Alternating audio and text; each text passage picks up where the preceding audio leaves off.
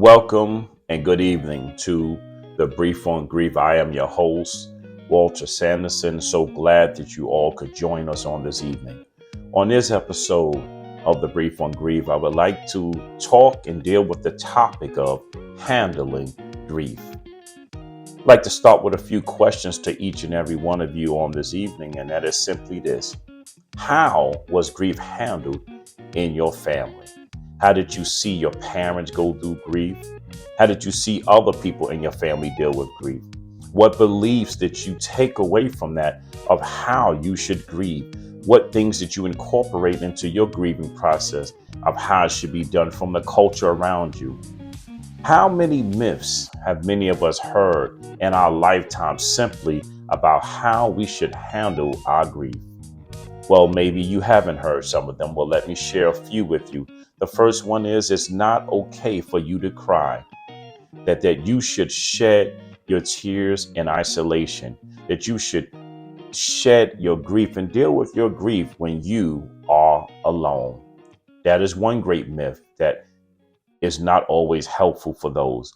Some of us have heard the myth, well, you don't want to bring your sadness around other people, that you simply want to smile even when you're hurting on the inside, because the fear is that my sadness may make somebody else sad.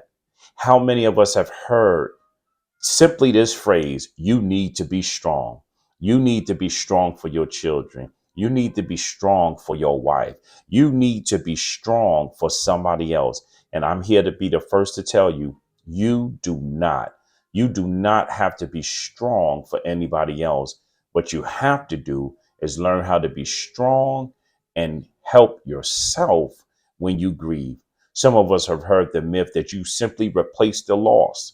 How many times have we been insensitive when we walked upon somebody, especially when people have lost, let's say their cat, let's say their dog, who is simply a family member, and you go, well, you can just get another one. That's another myth that we hear about dealing with grief, is simply replace the loss. Here are some questions for you on this evening. Do you believe that you should grieve alone? Do you believe that because some of us believe they should not, but they should grieve in their own way? And I'm here to tell you, you should grieve in your own way, and you should not grieve in isolation. Let me ask somebody this that may be grieving today, somebody, something that you've lost in your life. Many of you believe you can distract yourself from grief when trying to handle it. You're simply trying to keep busy. Do you really believe when you're sad, it's okay to share it? Because it absolutely is. There's nothing wrong with you simply saying, I am grieving. There's nothing wrong with you simply taking in a moment for yourself to deal with what you're dealing with.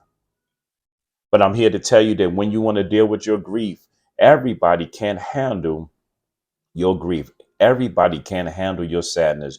You need to sit down with someone like myself, or maybe somebody you know, somebody that is safe to sit with, a Christian counselor, a grief counselor, a grief recovery specialist. But you need to sit with somebody that is safe, because that individual will not ask you to minimize your feelings. Here is the reality. Many people try to help us with our grief, and they cannot, and they are not equipped. Let me ask you this question as well. Do you believe people really want to hear about your loss? Some people cannot handle it, and there may be some that don't want to hear about it. But there are counselors, specialists, and people who specialize clinically in the field of grief that would love to hear to help you handle your grief. When we lose a loved one, there are times that we mismanage our emotions, and that's why we're here to discuss handling our grief. And when you mishandle your grief, mismanage your emotions, this can be overwhelming. Here it is, our beliefs, they put us in a place where we try to resort to the avoidance as a coping mechanism to deal with the grief I'm feeling. Let me be the first to tell you, avoiding pain is something that is as natural as grief is in our life.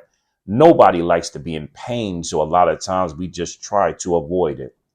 But there is a difference between avoidance and helpful distractions.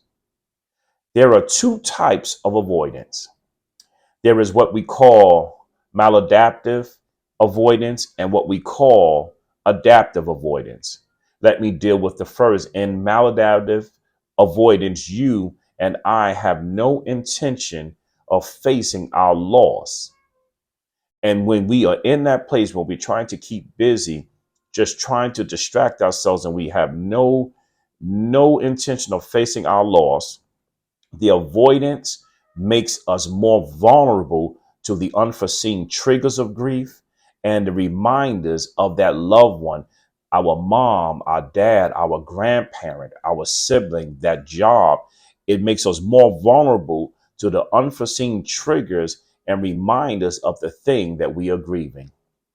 And I'm here to tell you that this can lead to increased anxiety in our lives. This can lead to the loss of hope in our lives.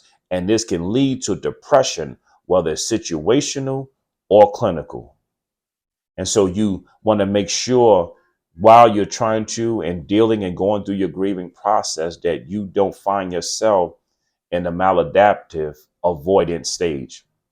But what we want to really do, when I said there are helpful distractions, there is something called adaptive avoidance. And that is simply the temporary distraction, but accepting the painful emotions. So there's okay sometimes when it's not the space where you could just let your emotions out and you temporarily distract yourself, or you temporarily put them on pause, if you will, until there is a time, whether you're at work. Maybe you can't sit there while you're trying to do your job and just have a moment. But maybe you need to take a break sometime. You need to walk away from your desk, find your space, find a place in a bathroom or something where you can simply let some emotions flow.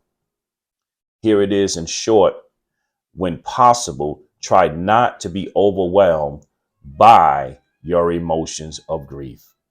And so that's why a lot of times the adaptive avoidance is a helpful tool, because we try to find safe spaces where we can let go or put on hold and, in short, not be overwhelmed.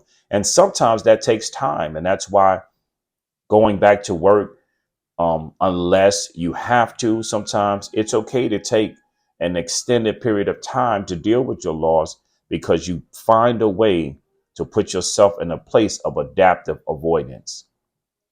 It is simply learning how to take a break from your grief.